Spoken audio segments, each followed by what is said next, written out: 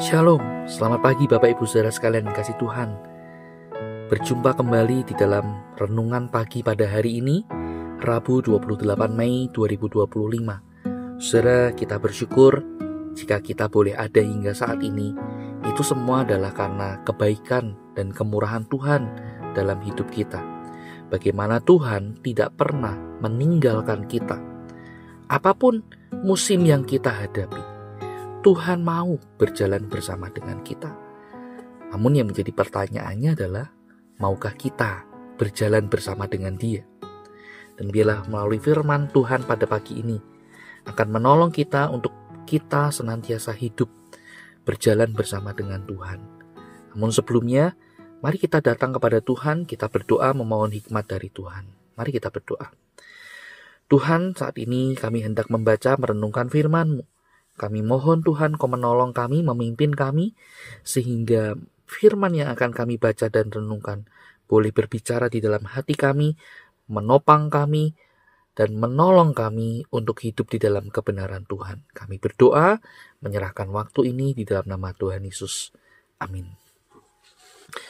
Saudara sekalian kasih Tuhan, saya ingin mengajak kita memperhatikan satu bagian firman Tuhan yang terambil dari Injil Yohanes pasal yang ke-8 ayat yang ke-32.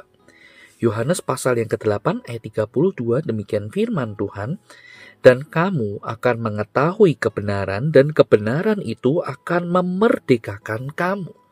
Sampai di sini kita membaca firman Tuhan. Saudara sekalian kasih Tuhan, pernahkah saudara bertanya-tanya atau bertanya di dalam hati saudara, kenapa ya? Kok saya melakukan hal-hal yang tidak saya inginkan?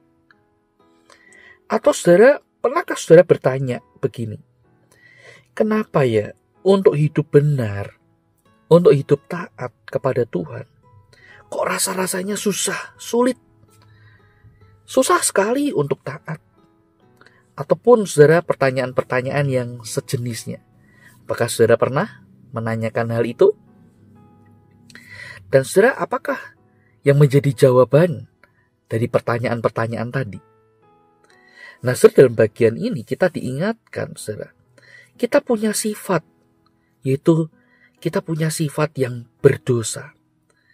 Di mana, saudara, kita seringkali membuat pilihan atau kita seringkali bertindak yang keliru.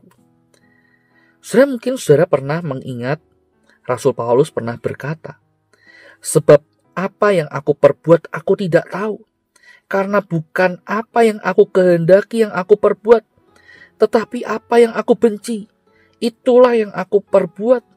Kalau demikian, bukan aku lagi yang memperbuatnya, tetapi dosa yang ada di dalam aku.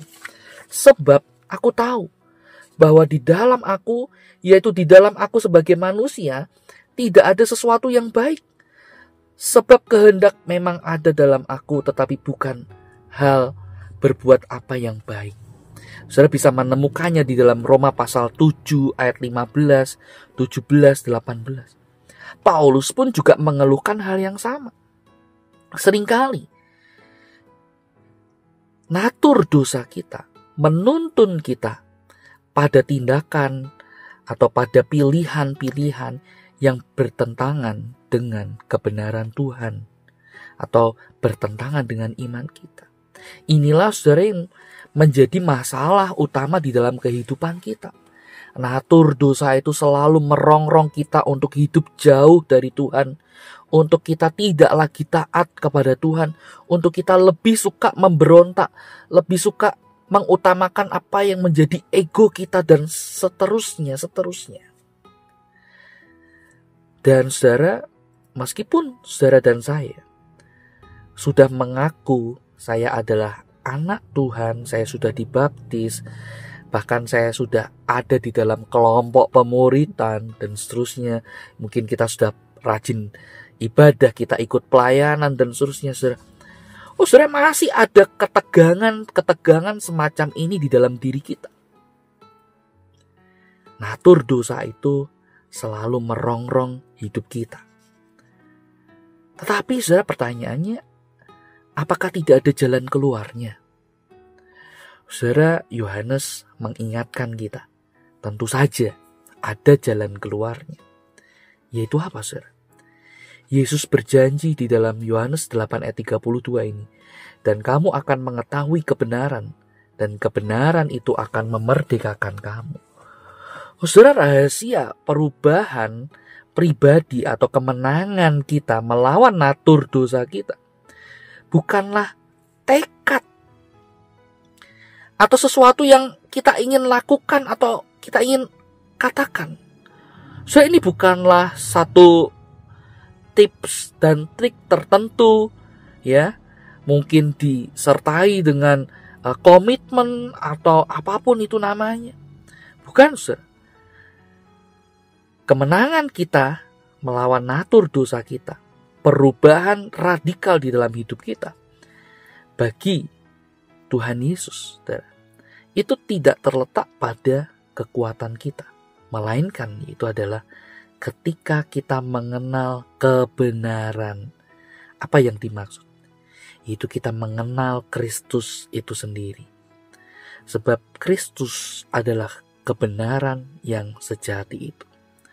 Dan ketika kita mengenal kebenaran itu dan kita mau tinggal bersama dengan sang kebenaran itu, maka sang kebenaran itu akan memerdekakan hidup kita, akan menolong kita untuk mengalami pemulihan dan perubahan yang radikal. Dan sekali lagi, saudara, ini bukan terletak pada kekuatan kita. Bukan terletak pada tekad atau komitmen kita. Kenapa, saudara? Karena begitu rapuhnya tekad dan komitmen kita. Hari ini mungkin kita bisa berjanji, bertekad atau berkomitmen untuk tidak melakukan hal-hal tertentu. Tetapi mungkin di waktu-waktu yang mendatang kita bisa saja kembali jatuh pada lubang kesalahan yang sama. Sehingga ketika kita meletakkan kebenaran kita pada diri kita, maka ujung-ujungnya kita tetap akan mengalami kegagalan. Itu sebabnya Yohanes mencatat dalam bagian ini, Yesus mengatakan, jika engkau mengenal kebenaran, yaitu mengenal aku, sang kebenaran, dan engkau mau menaruh hidupmu di dalam aku, sang kebenaran, maka aku akan memerdekakan kamu, maka aku akan menebus dosa-dosamu. Sehingga apa? Sehingga tepat seperti yang dikatakan oleh Yesus Kristus, barang siapa yang percaya kepadanya tidak binasa, melainkan beroleh hidup yang kekal. Saudara sekalian kasih Tuhan, natur dosa kita hanya bisa dikalahkan, hanya bisa ditanggalkan, yaitu ketika kita dikuasai oleh sang kebenaran itu. Oleh karena itu, saudara, mari kita datang kepada Tuhan. Mari kita menyerahkan hidup kita untuk dikuasai, dipimpin olehnya. Sehingga kita ditolong untuk hidup di dalam kebenaran dan kemenangan. Mari berjalan bersama dengan sang kebenaran. Kita berdoa. Tuhan, terima kasih untuk firman-Mu yang sudah kami baca dan renungkan. Mampukan kami untuk menghidupinya di dalam kehidupan kami, ya Tuhan. Demi Kristus kami berdoa. Amin. Selamat pagi, Tuhan Yesus memberkati kita.